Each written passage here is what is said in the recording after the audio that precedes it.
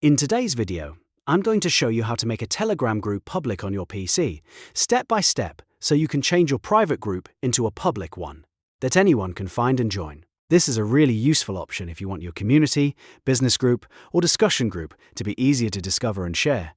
And if this video helps you out, make sure to hit the like button and subscribe for more simple tech tutorials just like this. Alright, let's jump right in. First, open Telegram on your PC and look at the left-hand sidebar. From there, click on the group chat that you want to make public. Once the group opens, look at the top of the chat window and click on the group name or the group profile picture.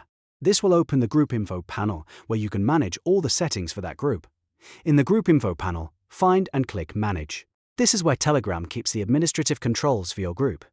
After that, click Group Type.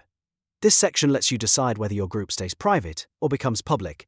Now you'll see an option to toggle Public Group. Turn that setting on to make the group public. Once you enable it, Telegram will ask you to enter an invite link or public link name, depending on the setup.